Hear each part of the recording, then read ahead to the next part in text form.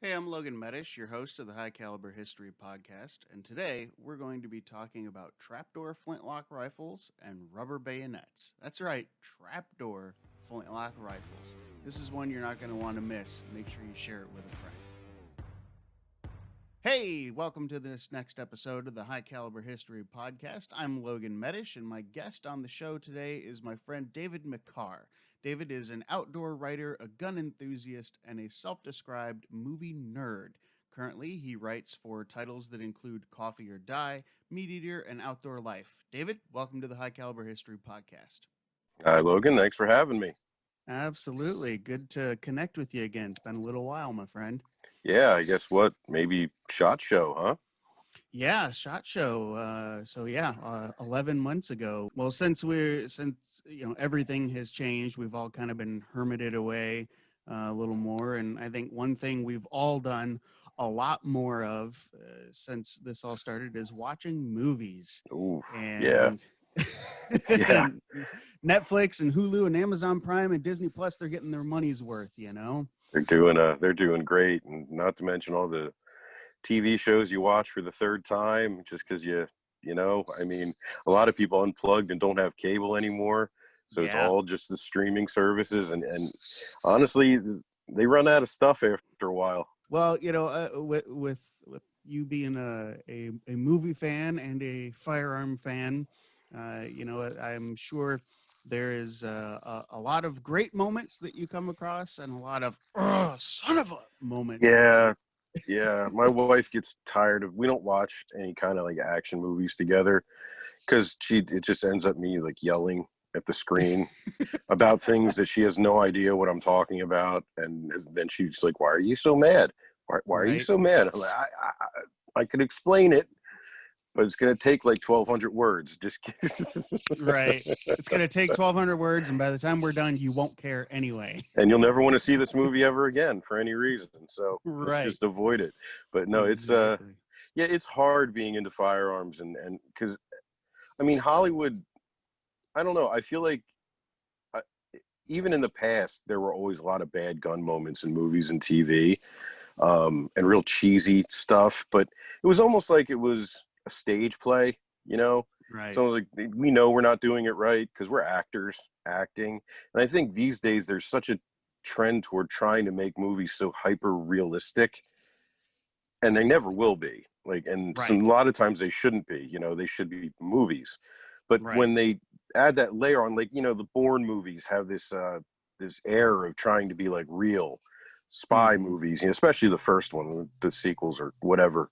But when you do that, you kind of have to get everything right, or breaks the illusion. But I guess for most of the audience, it doesn't because they don't see what we see. Right. Yeah, and then you take it in kind of the opposite direction, and like let's look at John Wick, Yeah. and that's where we're like the likelihood of the realism of anything like that actually happening is slim to none. But Keanu Reeves trained like hell for Yeah. those movies, and he knows what he's doing. The training comes through no matter how outlandish. It helps the actor sell it so much better, like because it's all about suspension of disbelief, right? So Sure. the John Wick stuff, the gun fu and the crazy blend of martial arts and like point blank shooting that he does and whatever you want to call it, I mean, it's ludicrous. um but that said, it's grounded in real tactics, so Yes. it's plausible. It's ludicrous, but it's plausible. Like, he's never doing any John Woo, like, two handguns spinning around stuff. It's always a good solid two-handed grip and one pistol, just like in good transitions and great draws, and just like everything you can see that he trained to do. Right. But then the action is just ratcheted up really high. The first one is not that crazy. I mean, it's crazy. But I actually, the nerd that I am, this was for a reason I did this, I swear. I actually did a round count um, from the first movie when he attacks that weird Russian bathhouse slash Uh-huh. nightclub thing. Yeah. And I counted all the way through, and right in the beginning, he's using an HKP 30L, right, which is standard cap mags have 15 rounds. In the beginning, he fires something like 22 rounds without reloading. But from Mm-hmm. that point on, the round count is dead on for the number of magazines he has on him. Oh, no kidding. It's almost like they cut something where he reloaded, or maybe, like, I don't know, he had an extended mag or something in the very beginning. But Mm-hmm. when you edit something like that, that can't be an accident. Right. They have to be Sure. cognizant of that. And I, as a viewer, I appreciate that. I appreciate Absolutely. those little things. And like Michael Mann and all the attention he always took in his movies when firearms were concerned. Like Heat. Heat's Right. the prime example. And again, the training. Like, I'm sure you've heard that thing, that little, I don't know if it's a Hollywood rumor, if it's true or not, but that the military was using Val Kilmer's AR reload in the big gunfight at the bank robbery scene at the end to show Uh-huh. Marines, like, if this wussy actor can do that, you damn well better be able to do that, because it was clean and it was right and it was textbook, and Uh-huh. it's fun to see actors get into things like that, no matter what Yeah. it is, but especially for firearms. Yeah. So Yeah. I find myself counting stuff all the time as well. And, and movies, TV shows as well, where one of the things I'm in the middle of doing is rewatching the TV series Bones. There was one time, and my wife and I, we were watching it, and the main actress in there, she's got a Smith & Wesson 500. And so I'm counting the rounds coming out of this thing. Now we'll totally discount the fact that the recoil and the muzzle flash aren't right for what she's doing, but they got the number of shots in the cylinder correct. And so she gets in this shootout with someone and she fires a few rounds, and I'm keeping track in my head, and then she ducks around a corner and she's sitting there, and I said, she's got one round left. My wife goes, how do you know? And I hear the character that's opposing her, I counted, you got one round left, how and original. yeah, but sure enough, they kept it true. She did. She had one round left, never seen her reload it No, in that show. no. But Look, I've noticed that for some reason, even in TV, they usually get revolvers right. mm-hmm. Well, sort of. I think they think the general audience knows that a revolver is usually a 6-gun, Right. and that they're cognizant of that, and that they might notice. Like, and plus 6 is fairly easy to count to. Like, you can keep track of 6 rounds in a scene, Right. much easier than 30. Exactly. But they never. I've seen them have revolvers that are 8-round cylinders that Right. they get wrong. They don't get that unless it's a point of the story for some reason. But like what you just said, like, there's all these typical sins that TV and movies commit with firearms. Like, those are the never-ending magazine, the no recoil, the no visible recoil. And you see that Yeah. a lot more now, because I mean, at least back in the day, they used guns with blanks, right? Yep. Now, a lot of times, especially on TV, they're using airsoft guns and adding muzzle flashes in post, and the Mm-hmm. actors have to, like, pretend to shoot, like, and have some kind of recoil, and a lot of times they forget, like, Right. you can imagine it could be kind of easy. Like, Sure. the Walking Dead is the worst. If you ever watch that, they have some of the worst gun moments ever, just ever. Just guns with no sights, Yeah. rifles, ARs with no sights at all of any kind, or just a front sight, because it's got, like, the A1, the old school A1 front sight, nothing in the back, nothing at Right. all. They're firing a revolver with their finger, their finger on the cylinder Oh, of their jeez. support hand. Like, Uh-huh. there's a picture that goes around Reddit on the gun subs every once in a while. I forget the character's name, but he's holding the pistol with, like, 2 fingers. He's got his middle finger on the trigger, and then his index finger is running along the slide of the pistol. And Hmm. it's like the most awkward thing. That's another one of those shows my wife and I had to stop watching together, because just irrationally angry. Right. I understand. But, when they get it right, and, even if they don't get it right, there's something to be said for how iconic a movie can make a gun, you know? Yes. Like, I Absolutely. remember, speaking of SHOT Show, like, it has to be 10 years ago now. It might have been my very first SHOT Show. Smith & Wesson had a big display of a bunch of their firearms that had been used in Hollywood movies. Hmm. Like they had Danny Glover's revolver from, I think, the second Lethal Weapon. Cool. They had the Joker's rubber machine gun from Dark Knight, and they had one of Dirty Harry's Model 29s, and dude, just being able to hold that, and then they had like this giant poster of him, like the old black and white photo of him holding the gun up for the production still, and I like stood Yeah. in front of it, and Phil Bourgelli took a picture of me, and oh man, I'm like, dude, these people have the job. This is the job I should have had. Like being a Hollywood armor. I mean, I'm sure it's after a while it's got to be really tedious and frustrating, but it must be a really cool job. Yeah. Um, have you ever met anyone who does that? Yeah, I have. I've had some experience with a couple different ones. And it's a really interesting job in a variety of perspectives. Um, so one of the perspectives we can talk about is in 2013. Well, no, I guess it came out in 2014. There was the AMC TV series Turn for Yeah. the set in the Revolutionary War, and I was living in Virginia at the time, and they were filming not too far from where I lived, and they were looking for extras. And at that time, I had a ponytail, and so I was, it was one less person they had to put a wig on. And so I went and was in a couple of episodes for that show. And the armor on that show also did Gettysburg and Gods and Generals, and so he Wow. Okay. yeah, so he specialized, in 18th and 19th century stuff. So using all repro flintlock muskets and stuff like that, and he had all the accoutrements and all the gear and stuff with that. So we were kitted out. I mean, and it was, they were as accurate as the Italian repros are, which Hmm. is, it's good enough for on screen. But the interesting thing that I found out with that was we were filming one scene.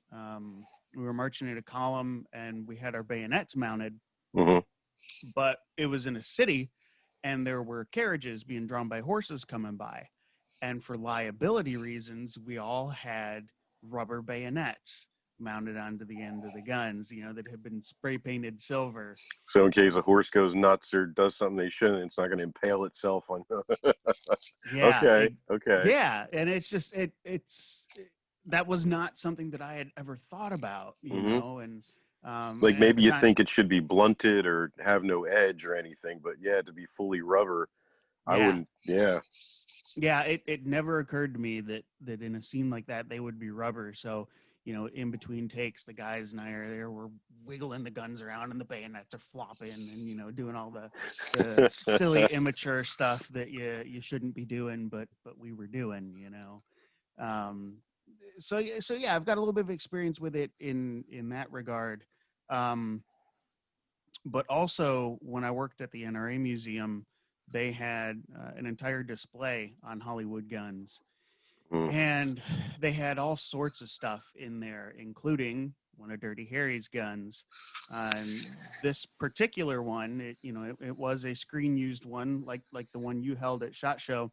But when they were done filming with it, they had it refinished and everything, and had Uh, a plaque put into the grips, and they gave it to writer and director John Milius. oh, okay. Okay. Yeah, That so it makes was sense. Milius's personal Was it piece. from the Yeah. first movie? It probably was, right? It was from the first movie and from Magnum Force. They used it Okay. in two of them. But Yeah, the one I think they had at Chacha was from the Enforcer, the third one. okay, Yeah, I gotcha, remember it definitely wasn't the original. And yeah, gotcha. if you use the same one in those first two, yeah. But Yeah, and they that was, had to have it. Go ahead. now there's a funny thing about uh the in the one of the earlier drafts of the script for Dirty Harry, back when Frank Sinatra was still supposed to be playing the lead role. God, can you imagine? No, not really, no. And No. he was supposed to carry around a shotgun. Like he was going to have some kind of like a sawed-off pump gun that he carried in like a violin case all the Oh, time or geez. something. That was going to be like his thing. So I guess they decided to tone that down a little bit and just give him a 44 Magnum. Right. Well, boy, it certainly worked out well for him, you know? Yeah, and a lot of times in Hollywood, I think the happy accidents turn out the best, you know, and Yes.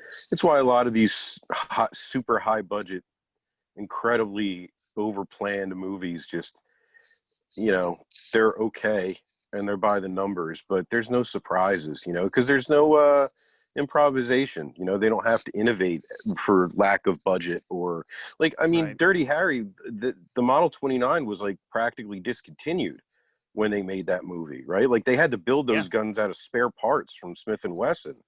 And I think that you can tell the barrel changes length between screens because they only could get two barrels. One was like 8-inch and one was 6 and change.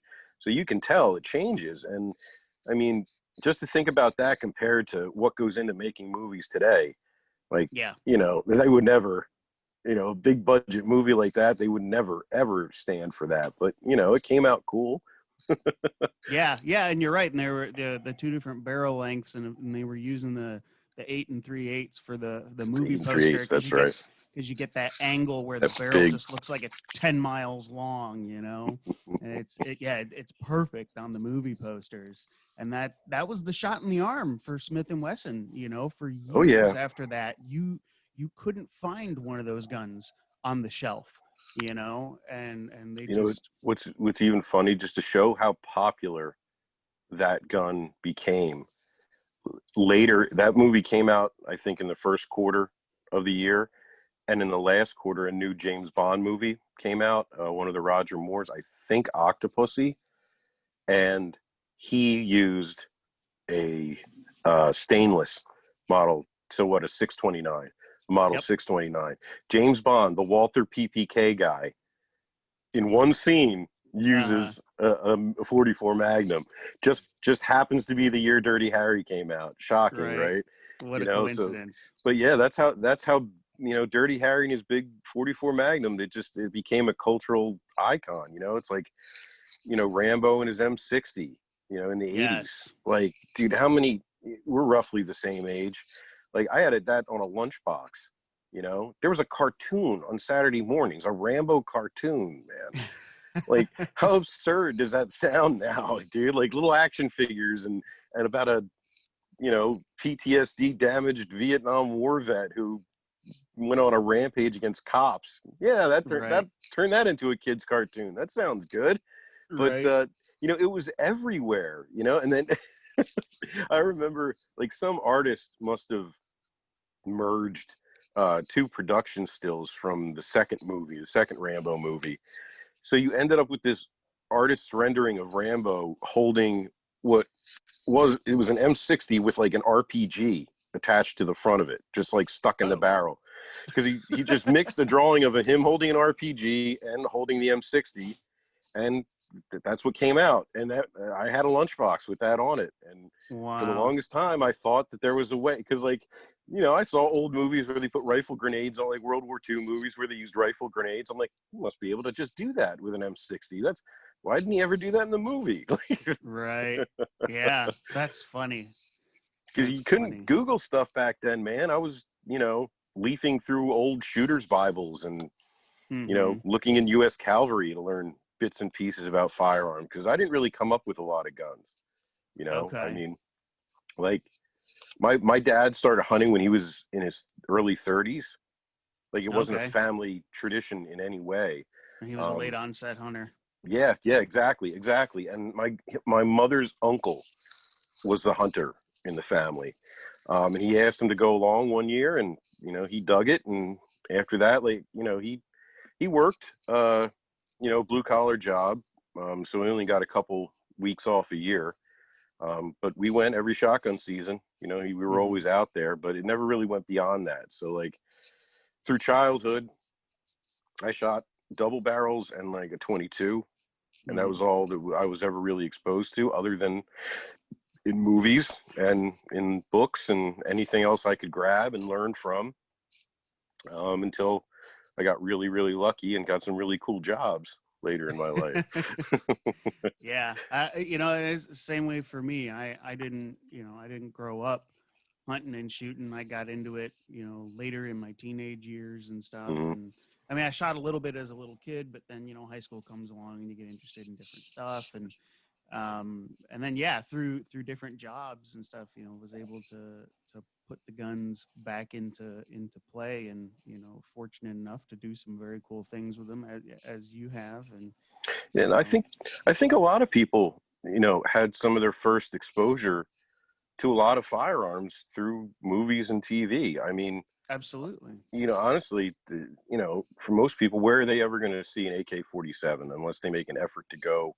Or, like, yeah, occasionally you go to Vegas and you go to the machine gun range, yeah, Right. but how many people out of everyone get to do that versus how many people seen an AK in a movie? Right. Yeah. So if you pay attention, you can learn a lot. Like, of course, a lot of people just watch movies and it just glosses right over them, like they see a gun. Mm-hmm. The handgun or maybe rifle, they can tell the difference. But if you want to pay attention, you can learn, you can pick up a lot, and some of it's Yes. wrong. A lot of it's wrong, but you figure that out too. You find Right. that out later. Well, that's part of the process. Yeah. Yeah, I mean, yeah, you're right. Hollywood has had a huge impact in the gun industry. I mean, look at, we'll go back to the 50s and look at westerns and stuff. Colt had discontinued the single action army, before Mhm. World War II. But then you get the huge resurgence of all the westerns, and they bring the gun back in 1956, and it is to this day, one of their most iconic guns and best selling guns, all because of what people saw in films. And Yeah. and same And with most of what they saw was utter complete garbage nonsense. Like, those right. old westerns were so goofy, but it didn't matter. It didn't matter. Exactly. Like, Exactly. it became iconic again, and it's a big difference from seeing it in a picture and then seeing it used. Like, and so, dude, some of the first movies ever made were westerns. Yeah. With the Great Train Robbery, right? Yep. Call that a western. I would, you I know. would too. Yeah, Um, absolutely. and it's firearms have always, and because they were ubiquitous and they look awesome on screen, and you can make them Yeah. pretty safe by putting, especially revolvers, man, just use blanks and it looks great on camera. Even in black and white, you get smoke, and Yep. it was a natural fit for early cinema, I guess. Sure. you know Well, and they got away with so much due to the black and white, and the compared to 4K today, and the yeah. grainy film quality and stuff, and Oh, the sure. smaller screens. They got away with so much. Hmm. Two of my favorite things that I've learned, being in the industry, is that if you see a lever action rifle on screen, chances are it's a Winchester 94. Hmm. And if you're lucky, they've tried to modify it in certain ways to make it look a little more like a 73 or an 86 or stuff. Or I've even a seen where Henry they, sometimes. or They'll even Harry. try. Yeah, I've They'll I've seen try. them Yeah. take the forearm off of it, Hmm. and to try to make it look like a Henry, and but it makes perfect sense, because you figure, the Winchester 94 is, like the most produced long gun of all time. They've made like Sure. close to 8 million of them, and they were everywhere for them to do that. And with early Hollywood, in the 40s and 50s and stuff like that, when you see movies like The Alamo and different things, guys with flintlocks and with percussion guns, those aren't real flintlocks and those aren't real Right. percussion guns. That's you think it's hard to train an actor how to use a gun today. Try to, Yeah. get them to understand how to, pour the powder charge down, ram it, all this stuff. They were taking surplus trapdoor Springfields and they were switching out the hammers. And so the hammer actually was molded to look like it had a piece of flint in it. Oh, And okay. and I this get it. whole hammer thing would come down and actually hit the firing pin on the trap door. Okay. Um, Oh, that's Yeah, a and pretty elegant solution, it actually. is. You It is. know? It's pretty neat, and you'll have to watch for it the next time you're watching an old western. Look, look for the seams in the barrels where the hinge comes up on the Yeah, man. trapdoor flintlock. You know. When I was little, I used to watch. My dad. My dad was like a big proponent of taping stuff off TV, Yeah, like yeah. all the time. And I remember he taped a bunch of those old Davy Crockett movies with Fess Uh-huh. Parker, from the 50s, the Disney ones. And, Right. he always carried a flintlock. And that's probably exactly what they did on there too. And I never noticed. Yep. Wow, Yeah. I have You'll to have go to go back and back and watch them check it all out. over again. Yeah. Yeah, there's a picture on my phone from years ago. I was watching a documentary on History Channel, and they were panning past a bunch of what were supposed to be flintlocks sitting in a rifle rack. Mhm. And every single one of them is a trapdoor that's been modified. So I had to like stop the program and pull up my phone, take a picture of the screen. This was years ago, Oh, yeah. just as proof. I'm like, oh my goodness, look at this. And because I when I was working at the NRA Museum, when we were doing the Hollywood Guns exhibit, some of the lenders that came through were the Hollywood armorers. And in talking with some of those guys, one of the guys, he'd bought out an old prop house, and he was like, I literally have 5-gallon buckets full of the fake flintlock hammers and Oh, actions and wow. stuff. Just, yeah, he's like, they were everywhere. He's like, I have buckets of them sitting around, which is just so crazy when you stop and think about something like that. But the trapdoor was everywhere. It's in surplus at the time. You could buy them Well, from Bannerman's for cheap and do and what you it's want with always them. like that in movies too. Like look at the 80s and 90s and how often you see a Beretta 92 FS on screen. Good guys and Yes. bad guys. I mean, you might see the Inox every once in a while just to be flashy, but they were Right. everywhere. Everywhere. Yep. I mean, like Lethal Weapon and Die Hard are different because they were pretty early. Like they were right around when the military adopted the M9. So they were right on the cutting edge. But dude, and like any cop would be carrying a Beretta, whether they sometimes they had the FBI carrying a Beretta and they never Right. ever did. Like the FBI has had a bizarre history of handguns that they've used over the past 30 years or so, but they never used a Beretta. Right. and Well, and it's and back in the day it was the 1911 when those were sure. everywhere and surplus and the Star Model B and all the other ones that look like 1911s and aren't quite, and they're the Yep. 9mm 1911s because they were so much easier to deal with blanks and everything. Yep. Yeah, it is. I think it's a lot of necessity and what's available. Look at the Star Wars movies, the first trilogy, and Mm-hmm. specifically the first movie. All of the blasters and stuff, those are all real guns under there firing blanks, and they're mostly World War I and World War II surplus from Europe, which is why Yeah. they looked kind of nutty to American audiences. They chopped them up, put scopes and other weird things on them, and all of a sudden, they looked a little exotic to begin with. But I mean, that's a great idea, and it probably Yeah. saved them a ton of money, and Absolutely. created some. They're not firearms per se, but they're movie guns Right. that are just. I mean, people know Han Solo's blaster a lot better than they know the Mauser C96. Right. It's just is. Exactly. And yeah, and then once you explain to someone, what it's based on, you show them a picture of a C96 and show them the Yeah, blaster, then even if they're not a gun guy, then it clicks. I'm like, oh my gosh. And then it's one of those things you can't unsee it, right? right. Like the Or- Sterling, the Stormtroopers guns. It's a Yes. Sterling, and I got to shoot one of those when I was just getting into the gun industry, just starting out in this career. It was funny. My wife and I were in New Hampshire on a family vacation, and we were just bored and looking for something to do. And I saw one of those walls of like those pamphlets, those tourist pamphlets, Yeah, yeah. and one of them said "Machine Gun Safari" on it, and I was like, "Yeah, I'm gonna Those look are at that." three good words. Yeah. Right? And it turned out to be this dude owned a chunk of land, and he built a giant berm, and he'd go and get stuff from the junkyard and put it down there as targets, and he'd meet you there in his Suburban, and the back of his Suburban were just metal gun drawers, and Okay.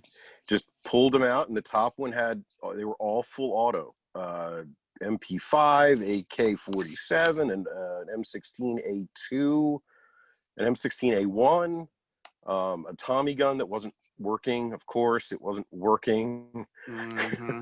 And a Sterling, and that was actually, I mean, I'd curse myself now for doing this, but that was actually the first gun that the woman who would become my wife ever fired, was a full auto Sterling submachine gun.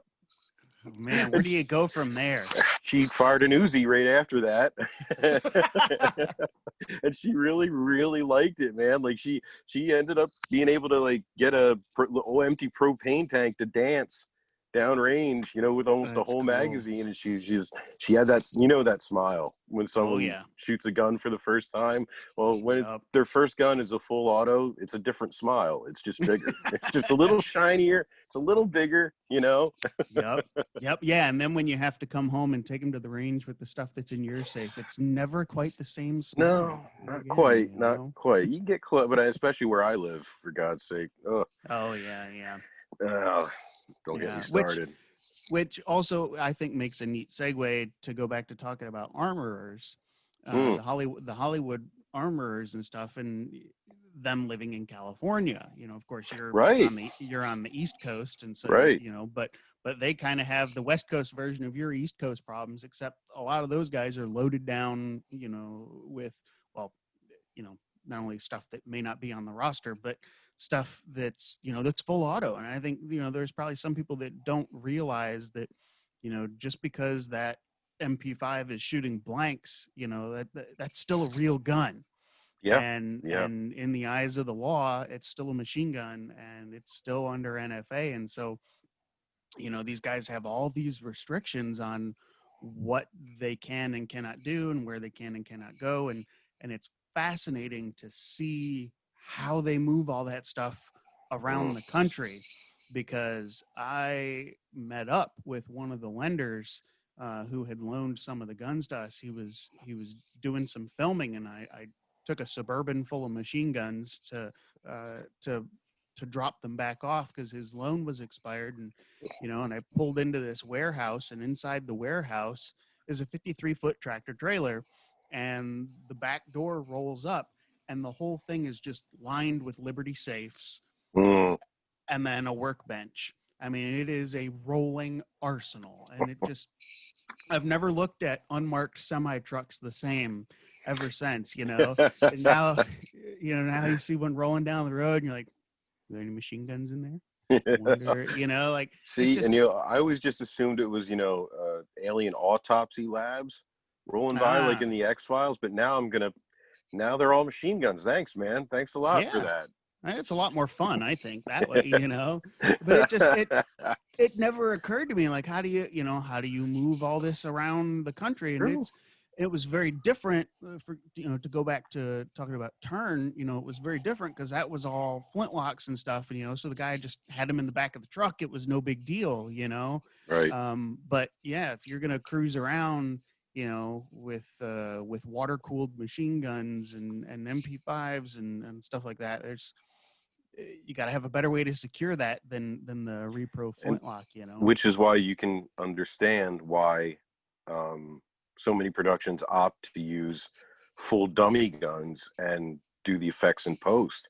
I mean, because that must, in addition to Absolutely. be logistically terrifying, it must be incredibly expensive to do that, you Yeah. know, and not to mention every blank that needs to be loaded or bought and expended. And you have to, you know, I mean, you've been involved in video productions before, you know, that if you have one of something, you might as well not have any of it because you need Right. backups. You need a backup for your backup. And, you know, I can't even imagine productions where you have dozens of armed actors and Sure. extras, you know, with rubber Sure. guns too. And, you know, and now after, I mean, back in the day, I mean, safety was, it was about as safe as the armorer, right? For a Right. given production. And until Brandon Lee was killed on set of The Of the Crow, Crow. you know, they Yeah. cracked down. I remember I've read a lot about that and how they cracked down on the stunt industry and all these new regs, but they had to because I mean, look at that. And that, that's something that real shooters, it's a danger for them all the time. I mean, that was a squib that killed him, Yep. is what it Yep. was. And, I mean, we often hopefully aren't pointing guns at each other, but, a squib can blow up a gun and do some serious damage to you. And it's such a shame to think that things like that can happen. Yeah. For no reason. But it was probably good in the end, because if things were that lax, like, they should really have had some standards. Like, that's If you're incredibly dangerous. Yeah, it's if you're going to use the gun to be firing blanks in a film, that gun should never, under any circumstances, have had live rounds put into it. Right. Or if like that, if you have to show a gun being loaded, or you should have to show that a revolver has rounds in the cylinder. In the cylinder, the barrel should at least be blocked, or that gun shouldn't have a real hammer on it or something. Right. Like something, because they're never going to be in the same shot. It's never going to have to transition that way. And and now I think that they're taking steps like that, and it's good because even fake guns, man, you can't, you have to take gun safety seriously every second, all the time, no matter what context you're using it for, because you just can't get lax. You can't get lax, or you're going to screw up when it matters. Yep, absolutely. And that's, like you said, the Brandon Lee thing was just an absolute tragedy, and it was one of those that it didn't have to happen, but like you said, maybe it was kind of a good thing that it happened, because it kind of shook people awake. Now, I got to ask you, with your very deep gun history background, it must be exceptionally frustrating for you to watch movies. I mean, beyond what it is for me, because you see all the anachronistic stuff. Like, how often you like, all right, wait a sec, when's this movie set? Like, when's this thing supposed to be set? Because I know they screw that up all the time, and I'll notice some things, but just, I can't imagine the stuff you see, especially when it comes to Old West period and Revolutionary period firearms. Like, they must screw stuff up all the time, right? Oh, they do, absolutely. And it's, we talked earlier, every lever action is a Winchester 94. Right. And, and I find myself all the time, I'll pause a movie and I'll ask my wife, like, what year is this movie set in? She'd be like, 1872. And I'm like, like, they shouldn't even have a 73 in there, let alone a 94, but then, you go back even further, and, and with single shot muzzleloader stuff, it drives me bonkers to see a percussion gun in the flintlock era. I have no problem seeing it the other way around. That doesn't, shouldn't bother me, and doesn't bother me, because people are always using antiquated technology, but yeah, watching a War of 1812 film or documentary, and seeing guys with a percussion gun, it just it drives me nuts. Like, I think it was the Alamo that came out in like 2006 or whatever. Like the Billy Bob Thornton one. Yeah, that no one that saw. one. Yeah.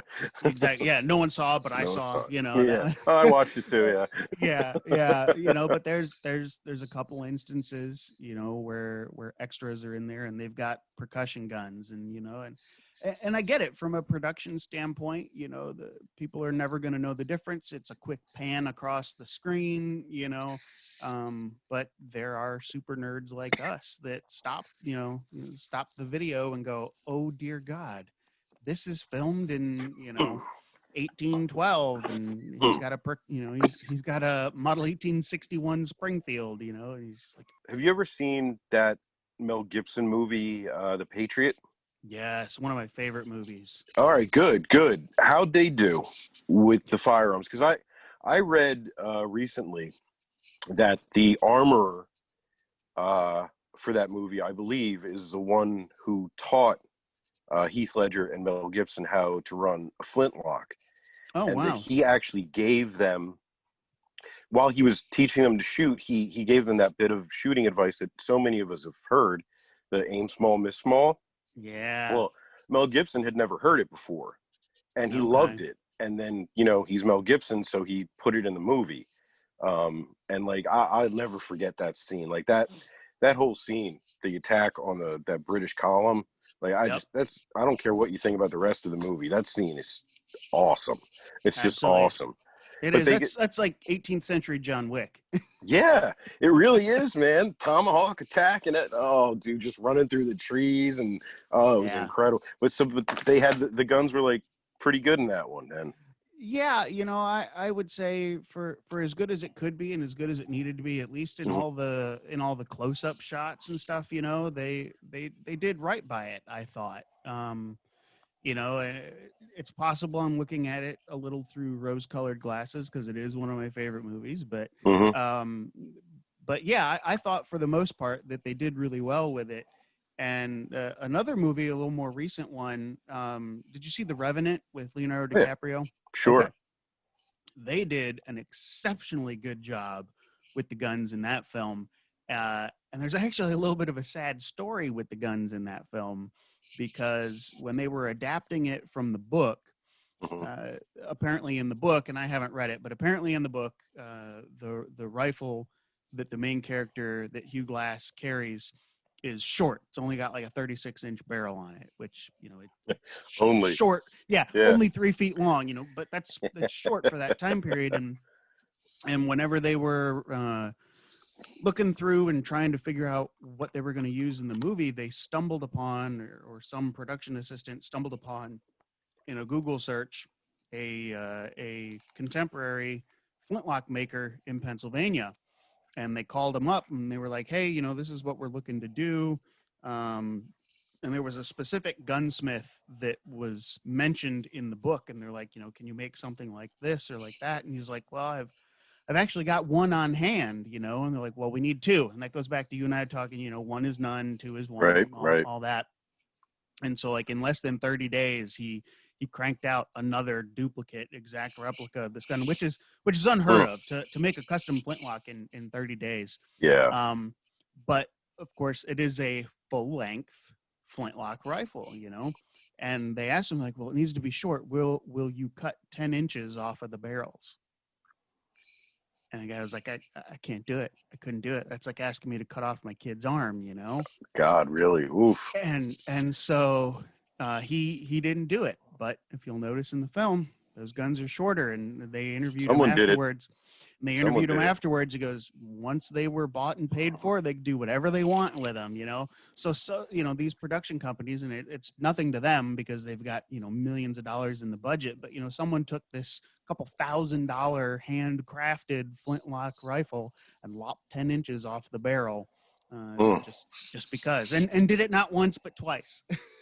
Well, I always think about that with Terminator 2 and the Winchester 1887 shotgun that he's rocking in that someone cut the barrel and stock off of, like Yep.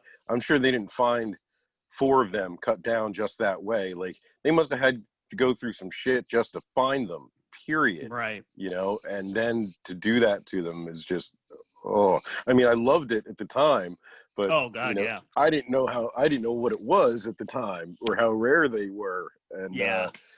oh boy. I mean, at Yeah, I least mean, like that. go ahead. That movie made me want a motorcycle, a leather jacket, and that shotgun, And that because shotgun. I want to drive through the aqueduct flipping that shotgun on the Yeah. motorcycle. I guess in previous generations, people saw John Wayne do the same thing, flipping, Sure. and the rifleman did that, and what Steve McQueen with his mare's leg, he used to do that flip, but yeah, Yep. growing up, it was Arnold on that motorcycle instead of a horse flipping that shotgun. It was awesome, but Absolutely. how many 1887s had to die for that movie? I know, right? Yeah, and and to take it even before then, we go back to John Wayne. How many poor lever action rifles met their demise on a set with modifications and stuff Yeah, yeah. that were done to them. I mean, and John Wayne had his own production company, and the production company owned a bunch of its own guns and stuff too. So he was Hmm. able to outfit movie after movie after movie Right, he with his carried like own the stuff. same single action army in a lot of movies, right? It was his own personal one with the custom grips and everything. I Yeah, think I think I remember it got auctioned not a few years ago. it probably did. Yeah. Yeah, probably. But yeah, he had a lot of stuff that he would reuse. over and over in different films. And You know what movie I think in the Western genre did a really great job was Unforgiven. yeah, that was a good film. They did do a good job. I mean, I liked also that they didn't, I don't know if deify is the right word, but they didn't make the guns into something they weren't. Like, if you saw the remake of 310 to Yuma, Yes. you know, like, the gun's called what, the Hand of God, and there's supposed to be like a curse on it, and it's got these special grips, and Right.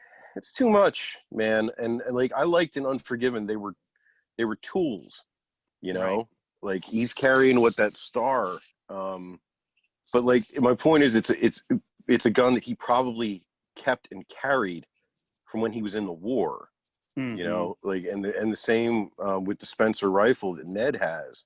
Like you could imagine that was just the gun they got good with in the Right. war and just kept carrying into their outlaw days, Right. and that's just and there's also a great scene. I've seen people argue about this online in the jailhouse when English Bob is in the cell and Gene Hackman was so good in that movie.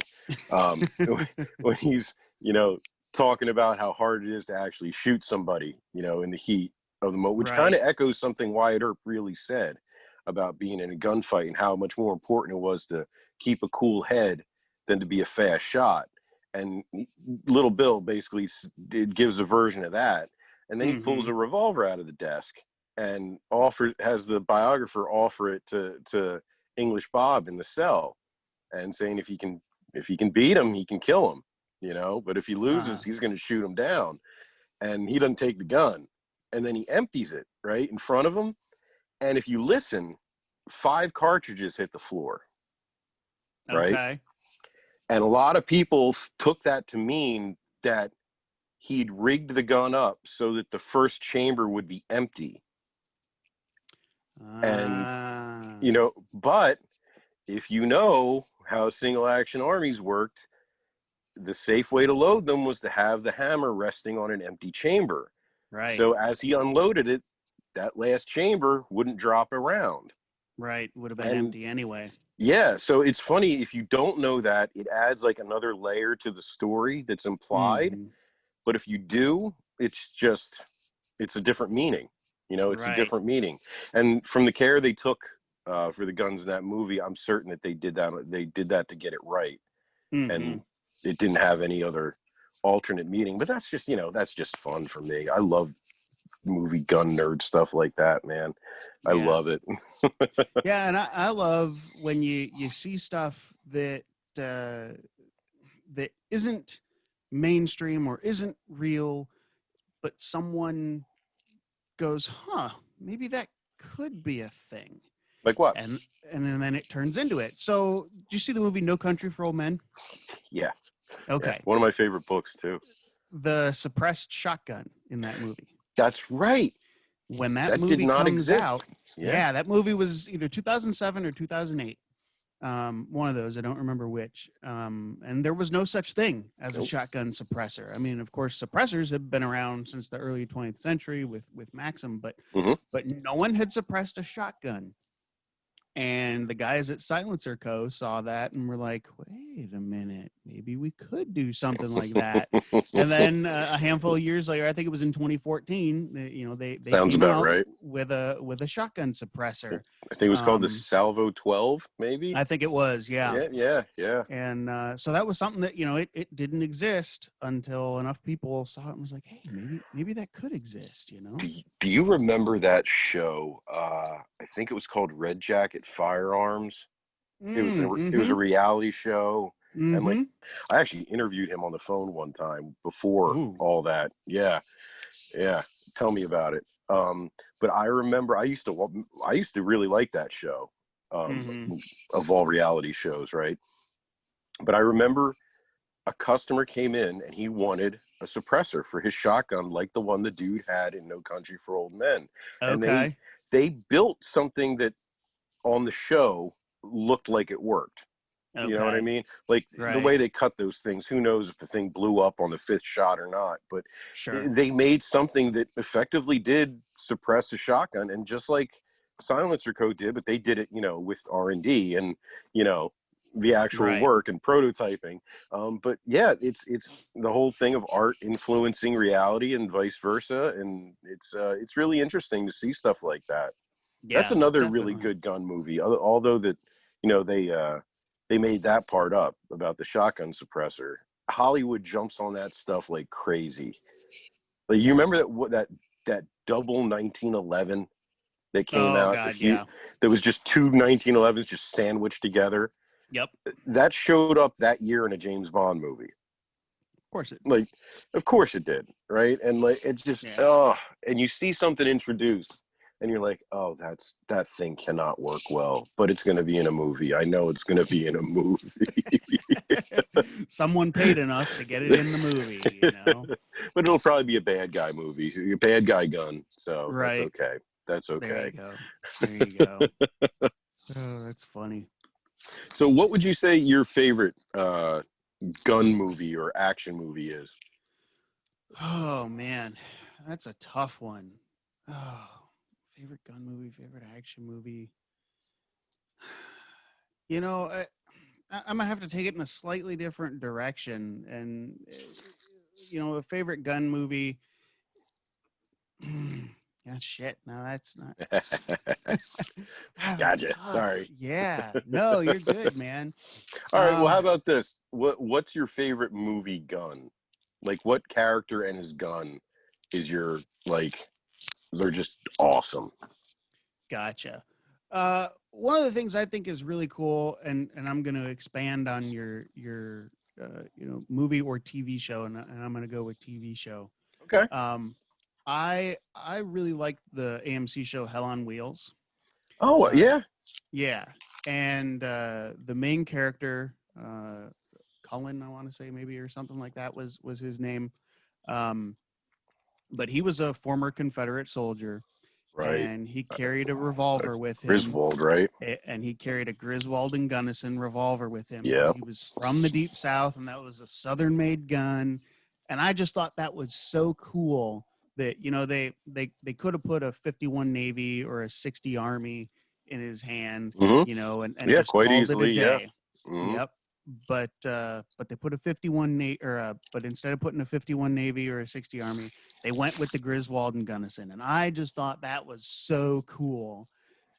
So it's not a movie and it's not an action flick, it's a TV show, but I thought that attention to detail in there was really cool. So Oh, that is really neat. And I, to be honest, I didn't know what a Griswold and Gunnison revolver was until I saw that show, and oh that got really? it got me to look it up because I knew that gun wasn't anything else that I knew of. I'm like, that's Right. like, did they just make something up or what? And Right. then, but that's how I learned about. That's just when I was a kid. That's how I learned about guns. You'd see something in a Sure. movie and look it up, and then you've got it. You've Yep. got that knowledge siloed away. That's awesome. That was a great show. That It was a great was, show. yeah. I really enjoyed that one. So what's your favorite gun movie and gun? Oh man, I've got to say, it's got to be Rambo 2. Yeah. I know that's a weird one, but it hit. It's like the cause of so many of my obsessions as an adult. Mm-hmm. Firearms, archery, and knives, like they were all there. Like that's how I was introduced to all of it. And and Uh-huh. that M60, like it's you laugh about it now, and you laugh about guys in action movies like shooting machine guns with one hand and everything, but nobody'd ever seen anything like that before. Like Sure. nobody'd ever. That was John Wick level badass when that came out. Yeah. And just with the fireballs going off all over and running from the chopper to save POWs and stuff. Chuck Norris tried to do it in his movies, but they were always so low budget, and Arnold copied it later when he did Commando and stuff, but it was so cartoony. Like that Right. movie was just the right level of over the top without going too far.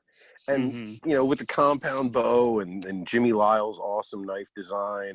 And that was a real bow. That was a Hoyt, compound Right. bow that was like brand new at the time, and it was, yeah, that movie is just iconic to me.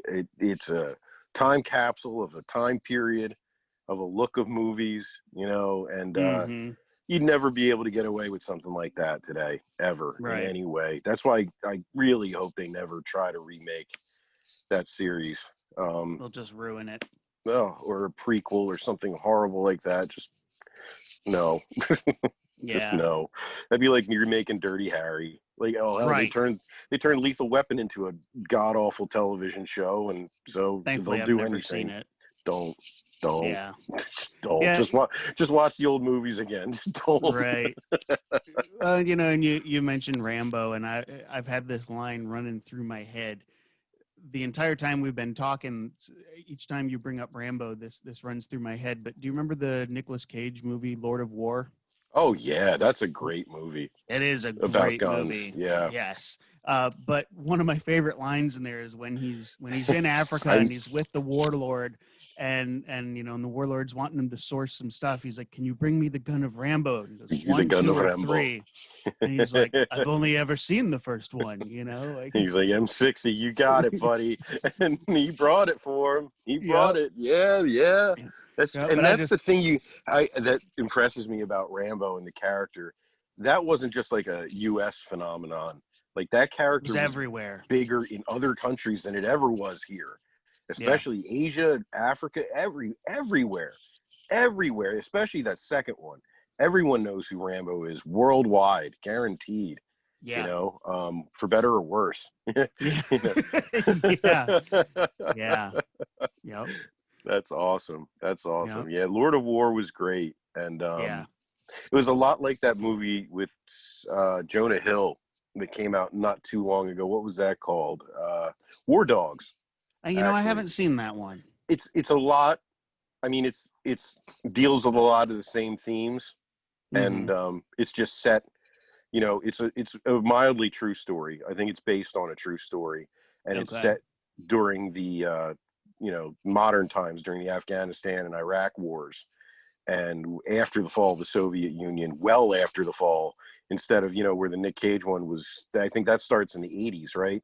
Like Yeah. right as the Soviet Union falls and all that chaos, and he was based on a realish or an amalgamation of a couple different arms dealers, I think, in that movie. Right. But this one is about a couple guys that are um, and there's some great scenes. Just you would love it when they go to these Eastern European former Soviet bloc armories that have been sitting in mothballs since Oh like the gosh. 50s, and I mean, I think they got it pretty good. Like it's just a lot of guns sitting around on racks and a lot of ammo boxes and stuff, but this stuff looked pretty solid. It looks like the Russian surplus stuff you get these days that you find online. That's cool. It's a trip. You should check it out. That's cool. All right. So as we wind down here and wrap Mm-hmm. up, if you were gonna cast a movie and kind of a Dirty Harry style thing where the firearm ends up stealing the show, what firearm would you choose to steal the show? What would your movie basis be? You know what? I would use, now this is going to sound weird, but I think it's distinctive and different, and I have not seen it in a lot of movies, though I've seen it in a good number of video games. The FN-57. Okay.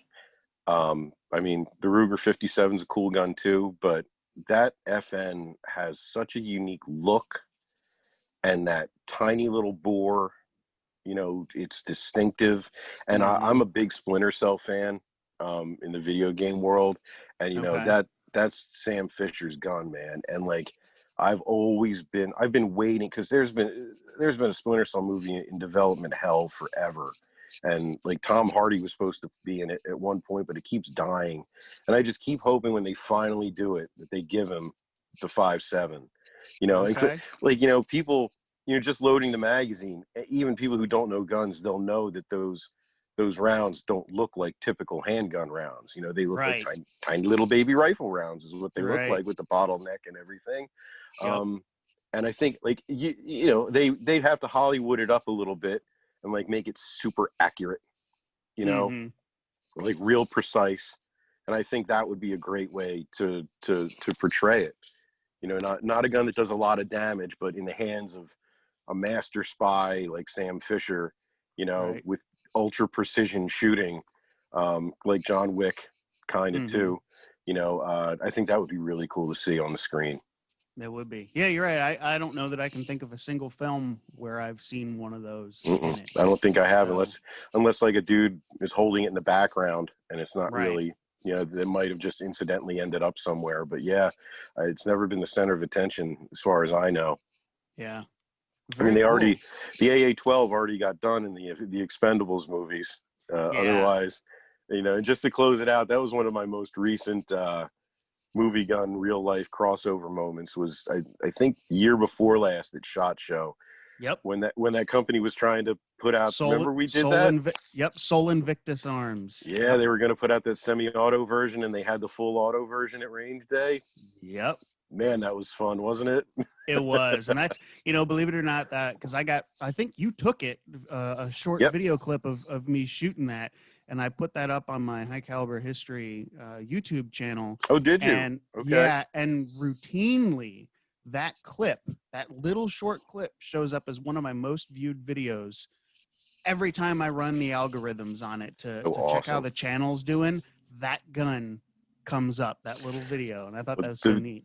The video I ended up cutting together of that, I put it of me shooting it, Joe Albany shooting it, and then you shooting it all in a row. And every one of us did the same exact thing. We just looked at the camera and went, that was awesome. Yep. And it was, man. It was. That was a bucket list item that I didn't know was on my bucket list. Yep.